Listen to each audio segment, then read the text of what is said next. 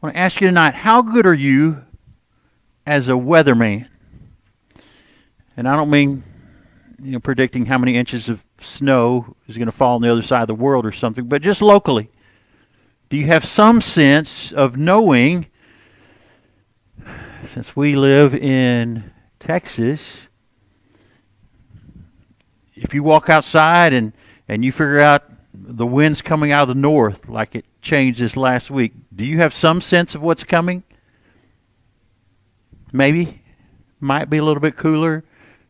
What's the old saying? There's only a barbed wire fence between us and the North Pole, so it may be real cold. But for us, in this part of the world, if the wind's coming out of the south, what would you expect? A little bit warmer? If it's coming really from the south, there might even be moisture blowing in, some rain or something like that, right? And there's a passage in the Gospels, remember on a time when Jesus talked about, some of the times and seasons, about if the sky is this color, if the wind's coming from this direction.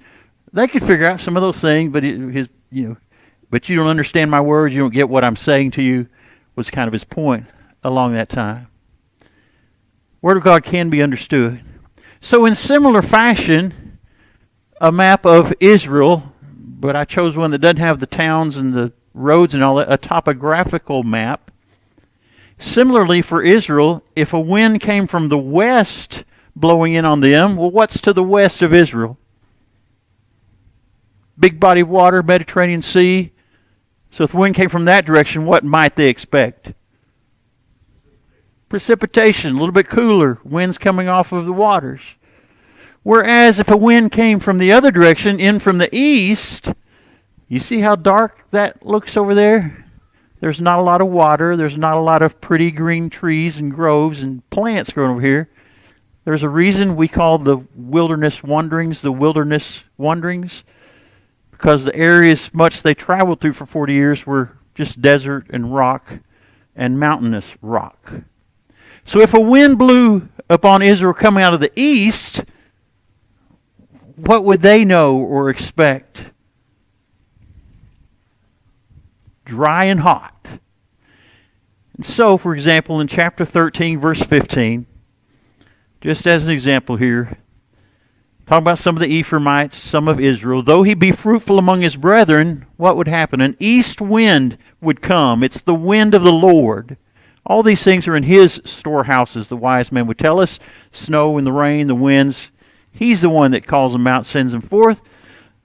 Here, particularly because of punishment, tribulation's going to go on. He's going to send a wind from the east. It'll come up from the wilderness.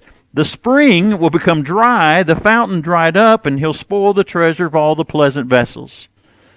And so, Lord willing, and a little bit, we're going to get to that section of the book. But I just wanted to point this out at the beginning, that in studying the Bible and trying to come to an understanding of the Word of God, there's a lot of things that could help us with our understanding. In this case, I've never lived in this part of the world, Israel, but a little bit of study of geography or topography or whatever you want to call it, to know the layout of the land, would help you understand when this prophet comes along and says, hey, things will be going good, you're going to have like fountains and springs, and you're going to be having children and more prosperity, but the Lord's going to send a wind from the east, and it's going to be hot and dry, and it's going to dry up everything, scorched and parched and desolate will be the end picture. So just things like that. I hope you take some time. If you're not aware, look up some of these things. Because some of these prophecies, there's so many illustrations and analogies and stuff that Hosea or the others all use. And they just go on. And sometimes I feel like I can get the picture. Sometimes I go, what's he talking about? I need to do a little digging here. Learn a little bit about their culture or about the land or the layout or something. Oh, then maybe it makes more sense. Certainly it would have made sense to them at the time that he spoke this. So it can help with their understanding. Just encourage you, not just breeze through. Tonight we had 3 chapters. Well, you could read that probably in about 5 minutes, say, I did my lesson. Well, did you study? Did you meditate? Did you think upon it and get some of the depth out of it? So that example. Tonight, we've got 3 chapters to go. Let's try to get through those to finish up. Again, he gives an outline in the book for each of these chapters. I like how he breaks it down. It's very helpful for me. But then again, when I read them, I kind of, in my own words, get a picture, a sense of what is the messenger saying in this whole section. Chapter 12, the demise of Israel. It goes from God with us to, by the end of the chapter, you are a reproach, or I'm going to bring a reproach upon you. And so to get a lot of the goody out of this chapter, he makes several references to the name of Jacob. If you don't know who Jacob was, if you don't know some of the stories about Jacob and things he did, then this part of the prophecy probably just going to fly right over your head, right? In a nutshell, who was Jacob? He was a man. I'll get us started. What book in the Bible would you go to read about Jacob? Genesis. Let's jump back to Genesis. Other than references to him, many places, but as far as the stories about him, sure. You go back to Genesis, and who else was he? Isaac and Rebekah's son. And Isaac came from whom? Abraham. So start with the big. Most people would have heard of him, so they've got a son. Now he's got a son, Jacob. Jacob does those things, and we've touched on him in the last few weeks. It kind of gets into this in part of the prophecy. When he was, remember, he was a twin, right? Jacob and Esau. We've looked at a couple of other minor prophets, talked about the Edomites. And so we've touched on this a little bit about the descendants of Esau. But when they were in the womb, they struggled, right? Even inside before they're born. When they're born, Esau comes out first. Jacob comes right along. What does he do? He grabs the heel of his brother, right? It's one of the things he's going to make reference to in the prophecy here. Again, to us it's a story in Genesis 25, long. To them it was their, ancestry. You're referencing something about Jacob and things that he did. And there are several things he's going to bring out in the workbook. What was the other one in the prophecy of Hosea? He talks about not only grabbing the heel of his brother at birth, but the other one was a time used to come on Saturday nights real late. My parents were gone to bed and wouldn't let us watch it, but my sister snuck me in the living room, and we would watch what? WWE wrestling. Yeah, wrestling. There was a story about Jacob wrestling. Some versions call it with a man. Others will translate as an angel. Remember, they wrestle all night.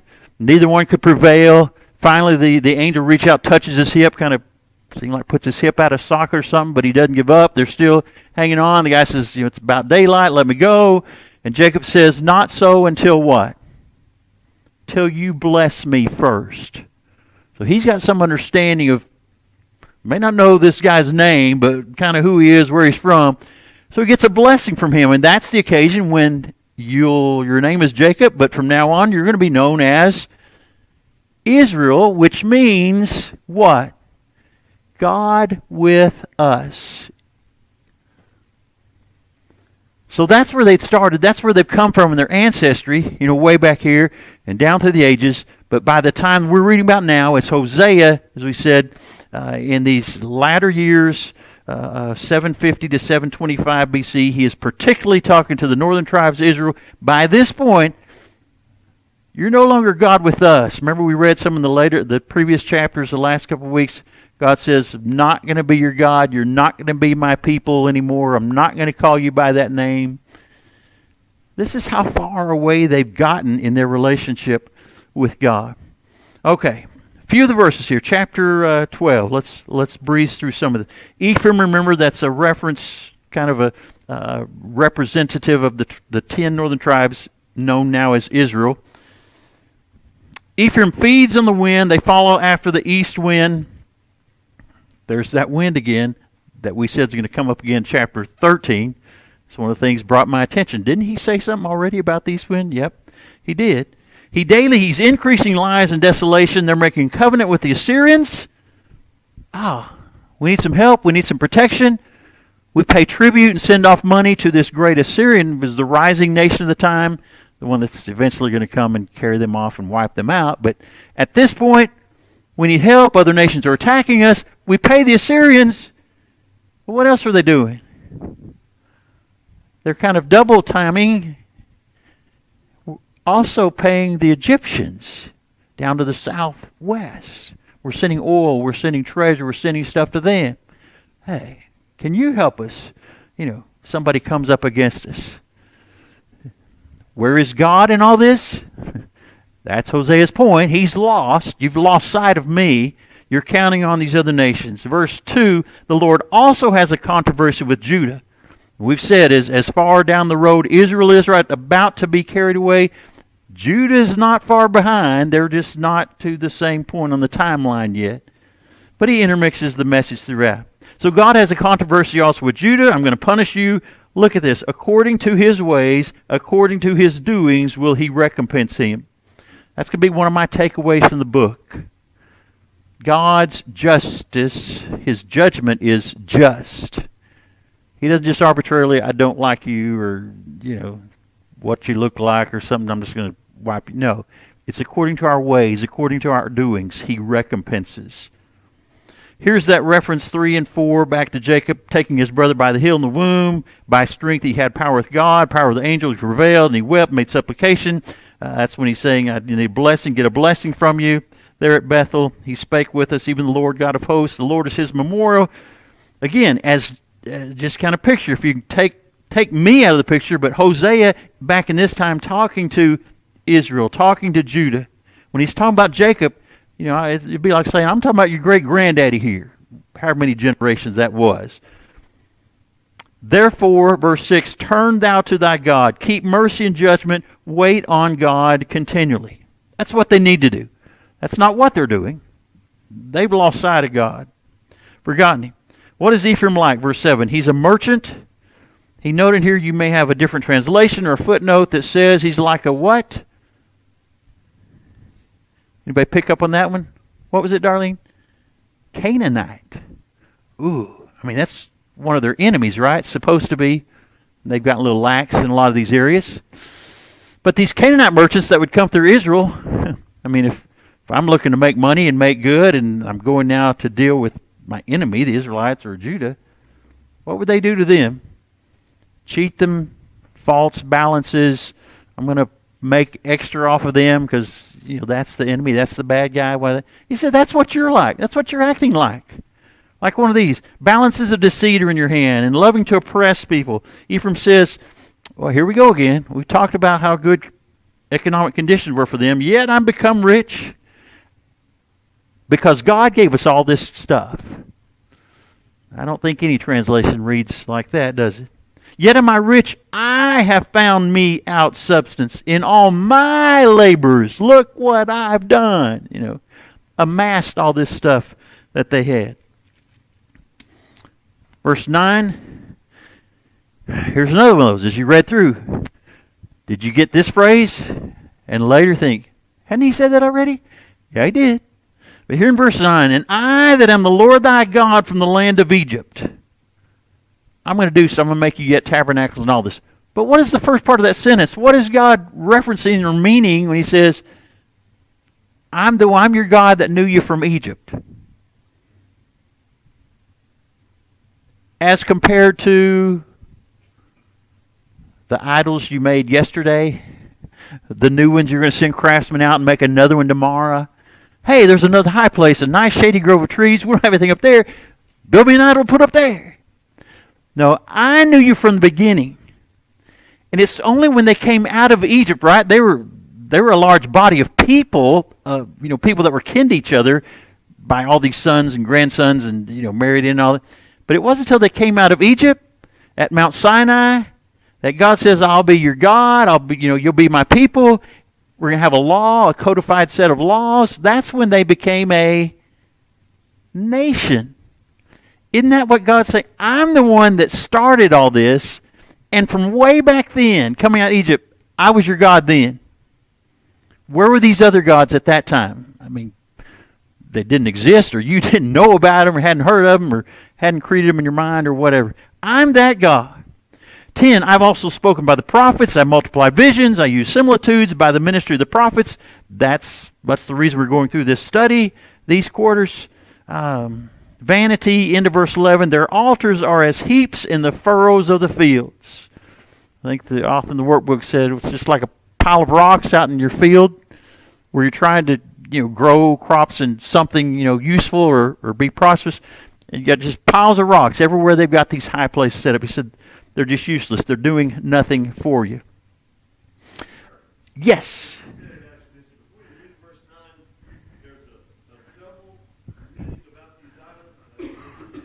Okay.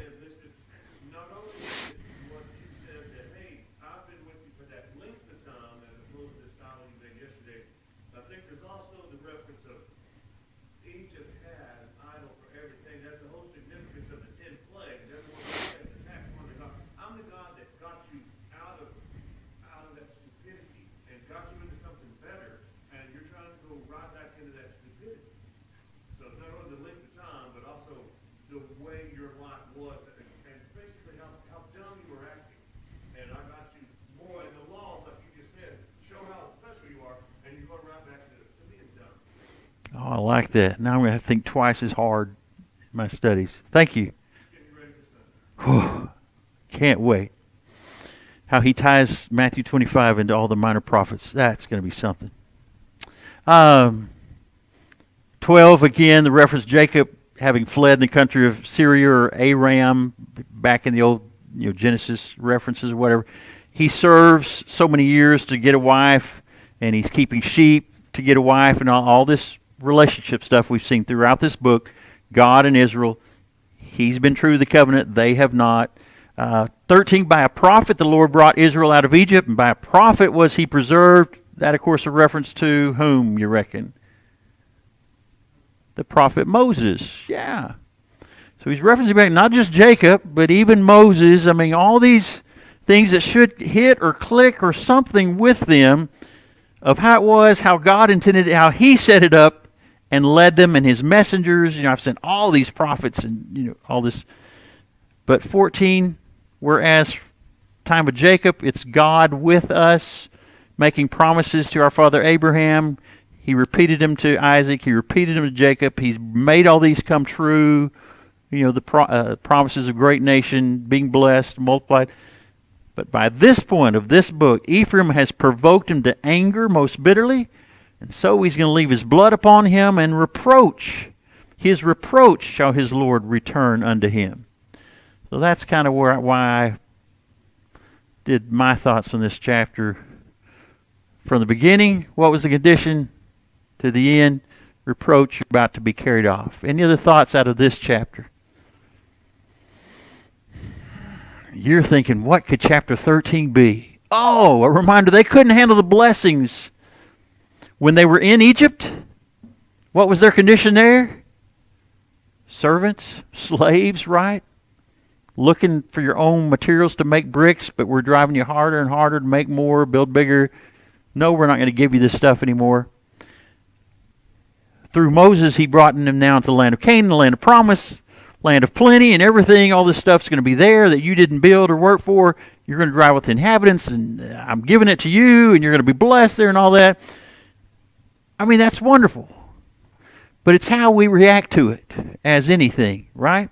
So chapter 13, let's start verse 2. Now they sin more and more. This has been kind of a predominant theme throughout the book. They're just adding one thing upon another. I mean, bad is bad, but then we looked at some of those list of kings of the northern tribes, whereas Jeroboam had kind of set the pattern for evil and bad, and many of them go, man, they did just like Jeroboam, But then some agree about they did even worse than Jeroboam, took his and added to it.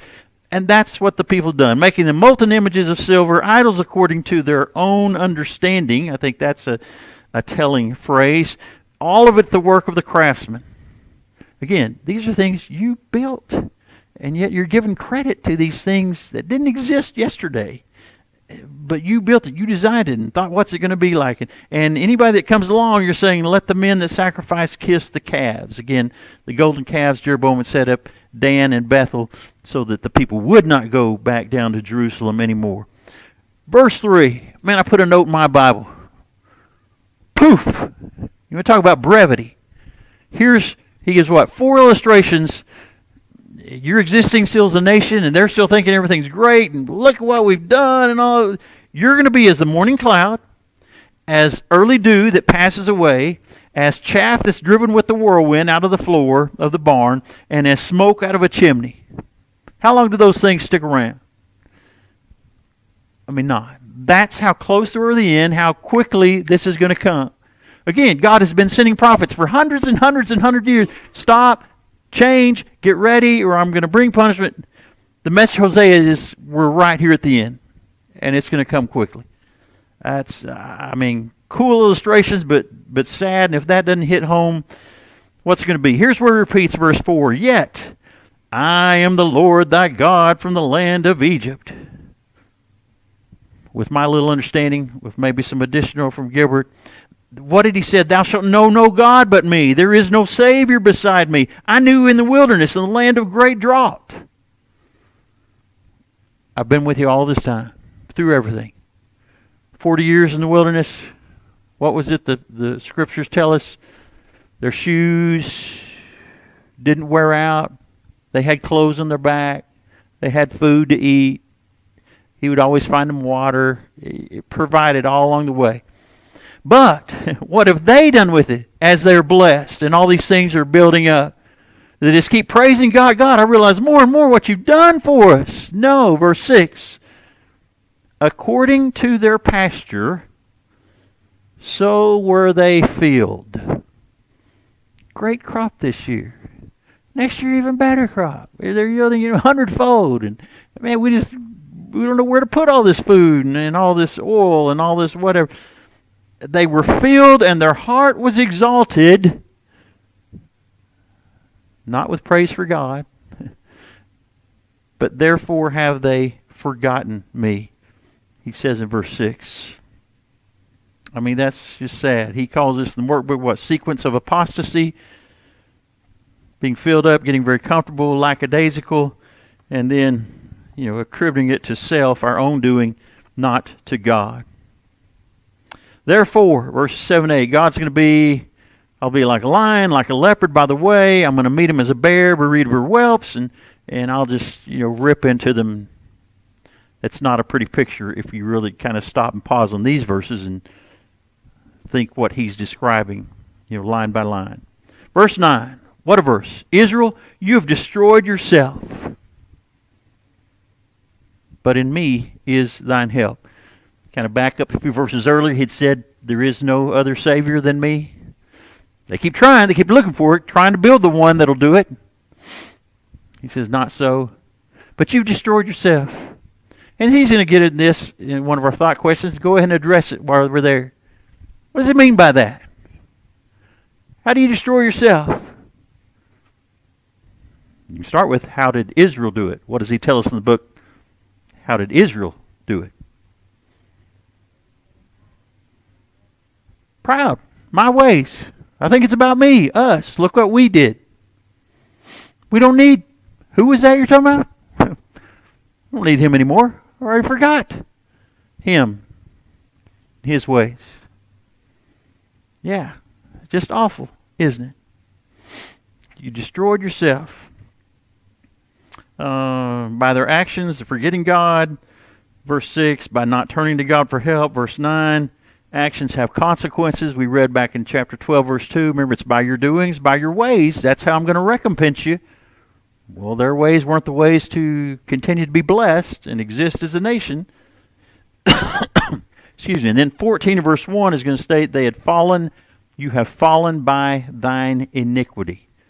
And there's other phrases you could keep, but just picking some of the ones, how Hosea is telling him, here's what I mean that you've destroyed yourself. You had a choice. You go way back there with Moses. And remember when he brought him out and put him between two mountains? Remember the names of those mountains? The blessings and the cursings?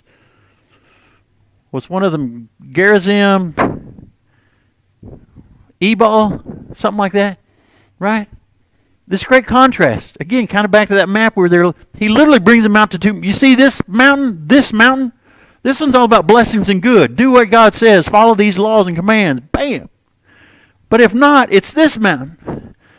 And here's how God's going to wipe you out and take all the good away, and you'll be like the nations you've driven out, are going to drive out from before you. You'll be the next in line. I mean, he'd warned them that. and time again has painted this picture for them. But they did it anyway. 10, I will be thy king. This is the Lord speaking, right? Where is any other that may save thee in all thy cities? And thy judges of whom thou saidst, give me a king and princes. Remember that time in their history? Came to Samuel and they said, we want a king. Why? Be like the nations round about us. And Samuel kind of got all up. Well, you know that? It's not about you, Samuel. The Lord said, they're rejecting me. And he's reminding them of that story, of that time. You asked for, demanded a king. I allowed you to have them. I mean, look at the 19 that have served over Israel. Bad. However many 19 bads would be. And his point is now, where is that king? What's he going to do to save you? I'm about to send something in, all the illustrations he's given. You know, fire and wind and locusts and now lion, leopards and bears, you know, whatever picture works for you. How's the king going to save you? What's he going to do? God's saying. Verse 11, I gave you a king in mine anger. Back then with Samuel, I took him away in my wrath. He's about to be gone. Oh, let's look at 15 and 16. Finish this chapter. He's talking about again. You think things are good and you got lots of good stuff going. Though he's fruitful among his brethren, an east wind shall come, wind of the Lord that comes from the wilderness. Hey, that's coming from over in the desert area. Dry wind, hot, burning, not about growth and productivity. His spring dries up, his fountains dried up. He'll spoil the treasure of all the pleasant vessels. Samaria shall become desolate. She has rebelled against her God. And there's been a lot of ways he's phrased it and illustrated. You've sinned, you've done iniquity, you forgot him. But now he's using the word, you have rebelled against him. It wasn't I don't know. I didn't know about Jehovah. Yeah, they knew. They have purposefully, intentionally rebelled. You've rebelled against him. And so you'll fall by the sword, and your infants are going to be dashed in pieces, and your wives, your women with child ripped up. Reference to what's coming from the north and east, Assyria.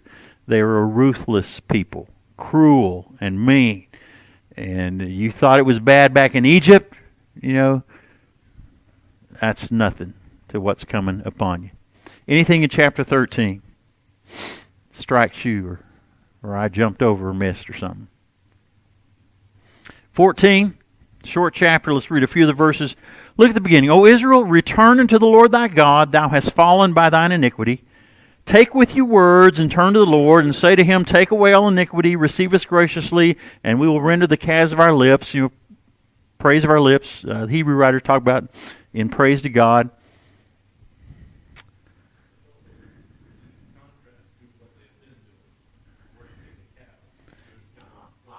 Oh, wow. I hadn't thought of that. See what he's saying in verse 2, we'll render the calves of our lips versus these gold calves. Thank you. Thank you. Pause there before we go on. He's calling on them to return to the Lord, right? You're so far away, you've forgotten him, you're bringing your own destruction. But even so, at this point, right down to the wire, we'd say, you know, the Lord is offering if you'll return. What are a lot of people, how far do they go if they're guilty, they finally get caught, or, you know, somebody, you know, catches them in the act? What does repentance mean to them? They'll say the right words, maybe, but is that all he's saying here? He says take words. You need to come with the right words to God. Words is part of it, yes. You know, confession, what I've done wrong. You know, he's named off a bunch of things throughout but it's more than that, isn't it? It's confession plus an action. It is the turning he talks about, the turning of your lifestyle. The things you've been doing were not in keeping with God's command. You got to turn and do the right things also. So it's both of those is simply the point I just see in these verses. And that certainly we could go to the New Testament and bring that out as well. But look at verse 3. I like this one. He's just noted a few verses back, right? Salvation's in no other. I'm the God that knew you since Egypt. Look at this. What's he going to tell him in verse 3? That salvation is not by finding a mighty nation to help you. Salvation doesn't come by raising a huge army that you can fight off and defend yourself against what's coming. And salvation is not in the idols that you have. It's in none of those three. Assyria shall not save us. And we won't ride on horses. A lot of them, if you had enough horses or horses and chariots, you could outmaneuver just, foot soldiers or whatever. And that was the bigger, better, triumphant army. Neither shall we say any more to the work of our hands that you are our gods, these idols. For in thee the fatherless findeth mercy. God says, I will heal their backsliding. I will love them freely. He'd given this a few chapters back. We talked about last week. Israel is the backsliding heifer. They're just bent to that, bowing their necks. Hence the word now, rebelling against God. But he says, I will heal all that. I'll take care of all that. But you've got to do the right things in the returning to God with the right words, showing it in your actions, following His way now. Some beautiful language like 5, 6, 7, and 8. I won't read through those. But in stark contrast again to a lot of the darkness and stuff he's painted throughout the book now, there's words like fruitfulness and dew and lilies and good smell and just wonderful, pleasant things. God, I'm willing to do for you if they turn it around. And then he ends with the admonition, verse 9 of chapter 14. Who is wise? Man, I didn't keep y'all up to date, did I? They were looking for mercy in the wrong places, particularly that in verse 3. The three places he said, this is where you've been looking and you're still trying to, and it's not in any of those three. So the admonition then, who is the wise? The one that shall understand these things. Who is prudent, and he shall know them. For the ways of the Lord are right. The just shall walk in them, in the ways of the Lord. Not your ways, or as Pam pointed out, not what I think, look what we've done and accomplished. No, the ways of the Lord. That's simple. The just shall walk in them, the transgressors shall fall therein. Kind of the start of verse 9, who's wise and would understand, who's prudent will know them. Read a sentence in the newspaper, I think it was this week, shared it with Gilbert and Mom. You can lead a man to ponder, but you can't make him think. So God says, I've sent, prophet after prophet after prophet after prophet after prophet, You may have heard what I said, but they weren't prudent. They weren't wise. They weren't stopping thinking about it, getting it to go, oh, wow, he's talking to us. We did those things. We've forsaken God. We've got to make some changes. Chapter 14? Anyone? Yes, sir. Chapter 14 got a reminder of Romans 2, talking about circumcision of the heart, where it's more of a dedication. It's not just, they said like a word service of, oh, I'm sorry. It's a complete dedication. It's not just a physical representation. It is more of an inward type of faith and following God's word. Okay, yeah, great thought. He is not an Israelite who is just circumcised of the flesh and all that back there. Thank you, Neil. I need to jot some of this down. That's why I need somebody standing there to jot some of these great thoughts down. I can take them home with me. All right, he gives the first couple of these. Wealth in and of itself is not evil. Not wrong to have riches. God had told them, yeah, I will bless you. I'm going to give you all these things. I want you to have these things. But when the rich are lifted up with pride so that they forget the source, then the riches become a curse. And we looked at that, those steps in chapter 16. They're filled up, fields, and the barn's full and everything, but it's when their heart turned away. Number 2, God's way is the only right way. He's going to this last verse here. We walk or we fall according to the manner that we obey. But he told them, remember, back at the beginning of chapter 12, it's by your ways and your doings, I will recompense you. It's kind of like, hey, it's Friday and I'm looking for a paycheck. Hey, Nolan, here's your paycheck. You earned $100 this week. That's it? What do you mean? Well, that's all the work you did. Or you did it poorly, or you did it wrong, or whatever. Oh, Nolan, here's $5,000. Hey, I must have done something right. And that's put in monetary terms, not the spirituals he's talking about, but just trying to illustrate kind of the point. Number 3, I mentioned this one again back to 12 too. realize that just some people just have a hard time grasping. God is God is love, and He's mercy, and He's grace. That's the whole picture they will paint, or that they can accept in their minds. Not the other half, that God is also a jealous God and a punishing God, and one that would judge. But these prophets, I think, time after time, just bear out the justice of God. That it's not just something arbitrary. Again, it's according to our ways, to what we've done. And He's gonna, He'll send the prophet. Here's what you've done wrong, and it's this and this and this and this and this, and that's why bad things are about to happen, unless you stop this and this and this and this and this. And if you will, you'll keep living. Things will be good again. But if not, Assyria's going to come in and wipe you out. But He's just in what He does and how He handles it. Remember that verse we saw last week in one of the chapters? He said, if a man were in the shoes, he would just slaughter and wipe out everything. But I am God, He had said. Remind them. Difference. His ways and His thoughts from ours. Gilbert?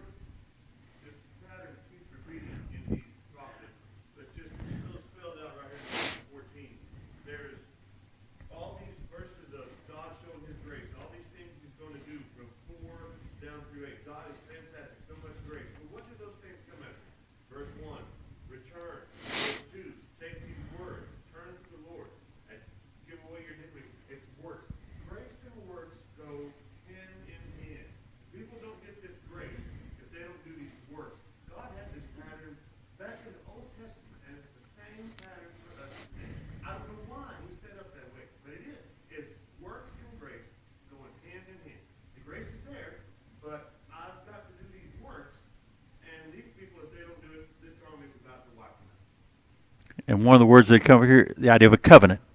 Two parties agreeing. He does His part, the grace. We have to do our part. The works, the obedience, the commands, the precepts, any of those words, biblical terms, but we've got to do those. Okay? Thank you. I've enjoyed this book. We spent several weeks on it, how He broke it up. But it's been good for me to break it down and delve into it a little bit deeper each time. Next, Lord willing, a week from now, we start Micah. There's 3 lessons on Micah. The first one's only 3 chapters, so if you will, jump in there, dig in a little bit on Micah. And meanwhile, I'm going to put this back up here one more time. Sunday, Matthew chapter 25. Thanks to everybody.